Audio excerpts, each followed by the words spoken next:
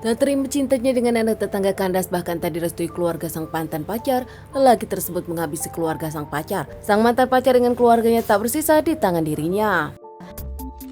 Kejadian kisah nyata yang aku bahas kali ini terjadi di Desa Lima, Kalimantan Timur. Seorang lelaki bernama Waluyo 35 tahun dan sang istri Sri Winarsi 34 tahun. Keduanya adalah perantau dari Jawa yang tinggal di Lima, Kalimantan Timur. Sri sendiri sebelum menikah dengan Waluyo adalah janda beranak satu. Seorang anak wanita berusia Risna Jenita berusia 15 tahun. Setelah menikah dengan Waluyo, kemudian Sri dikaruniai 2 orang anak bernama Vivi 11 tahun dan Zafi 3 tahun.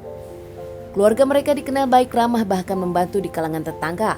Tak pernah bermasalah apalagi punya musuh. Hubungan rumah tangga mereka pun baik-baik aja, tak pernah ada permasalahan dan tak pernah terdengar cekcok.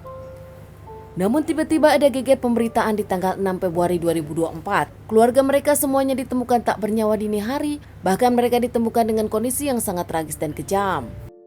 Dan satu malam dini hari, seorang lelaki bernama Junaidi 17 tahun yang masih sekolah SMK, tetangga sebelah rumah Waluyo, membangunkan sang kakak dan menyebutkan melihat beberapa orang masuk rumah keluarga Waluyo, nampaknya seperti ada masalah di sana. Junaidi dengan sang kakak pun langsung melaporkan kejadian ini kepada Pak RT dan bersama Pak RT, mereka pun tak lama menggedor rumah keluarga Waluyo. Namun nampaknya pintu tak terkunci dan tak ada jawaban. Hingga penasaran, Pak RT pun membuka rumah tersebut dan kaget melihat banyak cairan merah dan rumah acak-acakan. Keluar lagi, Pak RT pun langsung membangunkan para warga dan langsung melaporkan kejadian ini kepada pihak yang berwajib. Tak lama pihak kepolisian datang menyelidiki kasus ini dan langsung datang ke rumah keluarga Waluyo. Menemukan Waluyo dengan sang istri sudah tak bernyawa. Tak lama ke kamar lain pun menemukan ketiga anak Waluyo pun sama sudah tak bernyawa, dihabisi seseorang. Pihak kepolisian langsung evakuasi para korban membawa ke rumah sakit untuk dilakukan otopsi. Sementara pihak kepolisian lainnya mencari barang bukti dan menyelidiki kasus ini.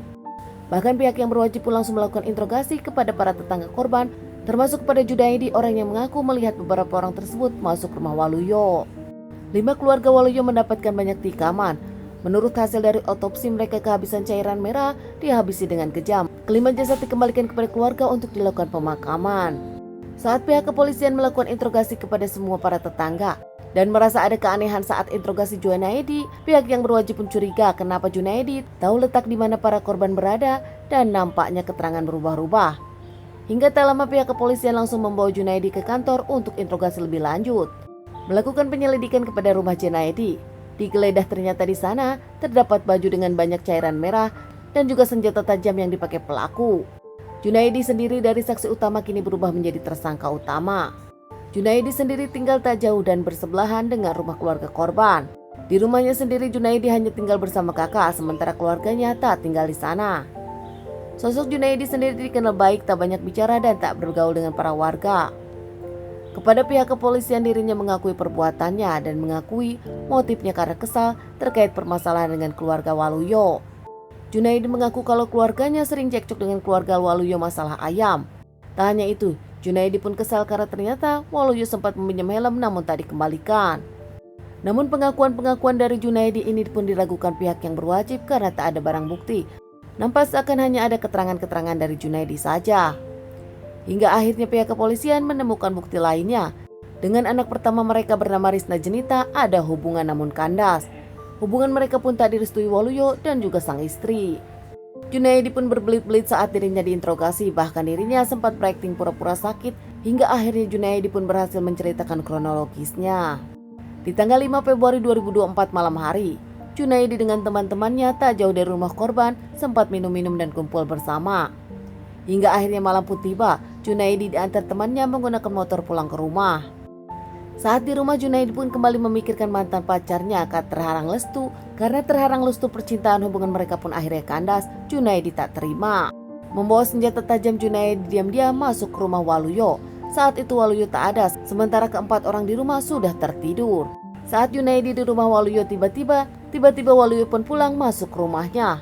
Tanpa menunggu waktu lama, Junaidi langsung menikam Waluyo beberapa kali dengan senjata tajam yang dibawanya. Sontak saja Waluyo yang kaget namun tak bisa melawan, dirinya pun terjatuh. Kehabisan cairan merah, dirinya mengembuskan napas terakhirnya. Mendengar suara di luar berisik, istri dari Waluyo pun terbangun dan keluar dari kamar. Junaidi tak membuang kesempatan, langsung menikam istri Waluyo beberapa kali juga hingga akhirnya langsung mengembuskan napas di tempat. Tak selesai dengan aksinya, Junaidi pun langsung ke kamar anak dari keluarga Waluyo dan menghabisi kedua anak Waluyo. Terakhir, Junaidi masuk ke kamar mantan pacarnya dan langsung menghabisi mantan pacarnya yang sedang terlelap tidur. Setelah melakukan aksinya, Junaidi pun sempat melakukan perkosaan kepada ibu dari mantan pacar dan mantan pacarnya sendiri setelah dalam kondisi jasad. Junaidi langsung pulang ke rumah dan beres-beres, membersihkan cairan merah, mengganti baju, dan tak lama Junaidi pun berakting membangunkan sang kakak, memberitahu ada beberapa orang aneh datang ke rumah keluarga Waluyo. Hingga akhirnya permasalahan ini pun terbongkar. Para warga nampak kecewa kepada Junaidi, bahkan keluarga dari Waluyo pun tak memaafkan keluarga Junaidi. Junaidi sendiri diamankan dan diperiksa pihak yang berwajib. Dirinya pun akan segera menjalani persidangan. Akan dikenakan pasar berlapis. Junaidi pun terancam mendapatkan hukmat. Keluarga dari Junaidi tak menyangka Junaidi punya pikiran seperti ini hingga akhirnya menghabisi kelima orang tetangganya sendiri. Keluarga dari Junaidi mendapatkan sanksi sosial hingga tak boleh lagi tinggal di daerah tersebut. Teman-teman, sekian dulu bahasan kasus yang aku bawakan kali ini. Semoga ini bisa dijadikan pelajaran untuk kita semua dan ditunggu bahasan kasus-kasus selanjutnya.